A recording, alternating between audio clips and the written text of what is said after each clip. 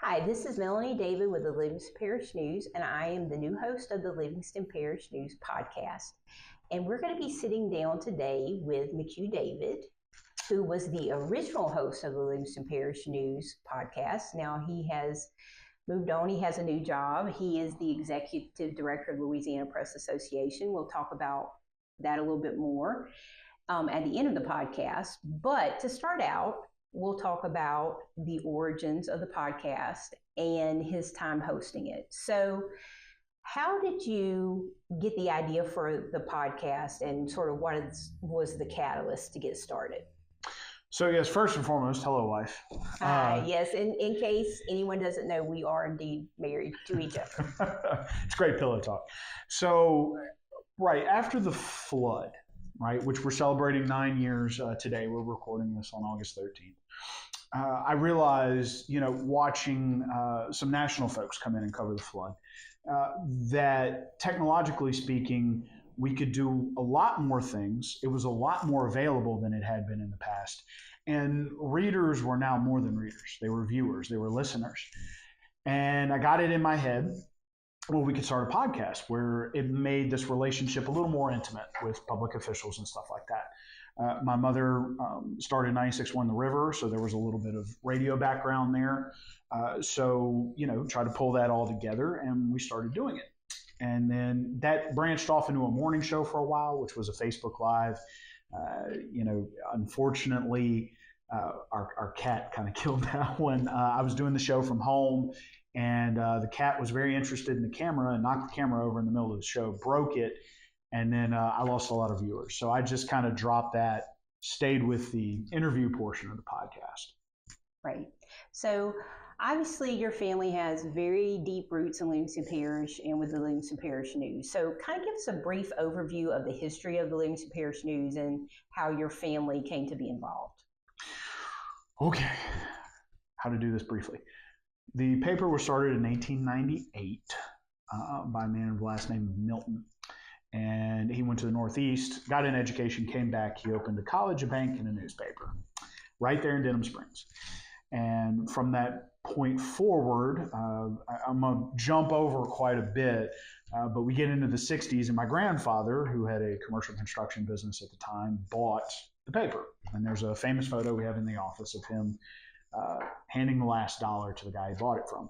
Right, and an interesting Old Baton Rouge story is the original contract was written on a napkin at Giamenco's, I believe, on government. So if you're an Old Baton Rouge person, you understand. You know that lore. Or yes. You know what Giamenco's is. Was. And it was. The contract was originally done on a cocktail napkin over a couple of cocktails at Giamenco's on Government Street. And my grandfather then moved from Zachary to Denham and, started running the paper. Unfortunately, about 10 years, it was actually about 11 years after that, in 1977, he died of a heart attack on the golf course on a Saturday. My father was the general counsel for the Public Service Commission in Louisiana at the time, and he came busting in the door Monday morning and said, "Everybody still got a job, I'm going to figure it out." He then became the longest tenured publisher, 38 years as publisher of the Livingston Parish News. He died on October 26th, 2015 of cancer. And immediately after that, I took over. And then 3 months later, Mike Doty, our editor at the time, and a man I kind of considered my uncle, my dad hired him 3 months before I was born, passed away of a stroke. 5 months later, the flood hit. It's very interesting 12 months. And all that on top of the fact that my mom had breast cancer before that, but that she did beat it, much like you did. So that's the history. It's kind of how we get up to the flood. And then we already talked about how I established the podcast after. Okay. So in your time doing the podcast, who would you say was your most interesting guest or the most memorable experience you had while doing the podcast? It's interesting. We talked about this before, but I will say it was both interesting and easy. I had Woody Overton on the podcast several times, and of course, Woody has his own true crime podcast, so it was always easy to do it because you just kind of threw a question out there, and Woody would just talk, and it was very interesting. And of course, he had the voice for it too. Right. So we'd have video of it, but a lot of people would listen to it. And that's the other thing too. We take the video and the audio versions, and then we also put together a transcript of these podcasts so everybody could see it, listen to it, or read it. Your choice. But Woody was very interesting the times he came on the podcast, for sure. Okay. So now you're the executive director of the Louisiana Press Association. Yes, so ma'am. Just tell us a little bit about that role and the Louisiana Press Association, what it does. Gotcha. So again, we do a lot. I'm going to try to keep it short here. We have 3 buckets. We have the Press Association itself, which is the membership side of everything, trying to keep folks apprised of what's going on in the industry across the country, providing legal assistance, and also legislative lobbying assistance, and doing things. We have a business side of the association, which is public notice and that kind of thing, and then we have First Amendment side. We also have LPA marketing, which we have our newspapers, which have in-print and online websites. We call it our DMA. It's sort of a specialty network in Louisiana. It's something different, where we can place print ads and digital ads on websites.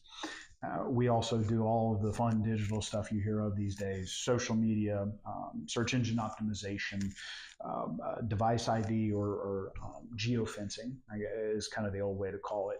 All of those things we can do. Finally, we have the foundation, which is like any other foundation. We're trying to solicit donations and help our members. Part of it is we offer scholarships. The other part is we do technology grants for members, and to try to help them do kind of what we're doing, right? Cross over into this new technological era.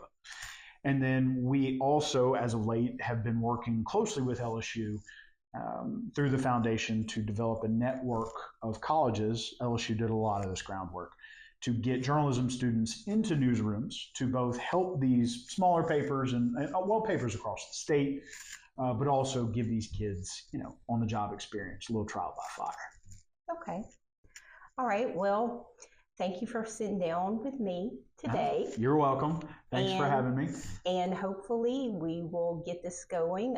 We are filming today from a remote location because... This is my office. Yeah, this is part of the LPA office, because the studio in Denham is still sort of under construction. We have some contractors coming in. We're waiting on some deliveries.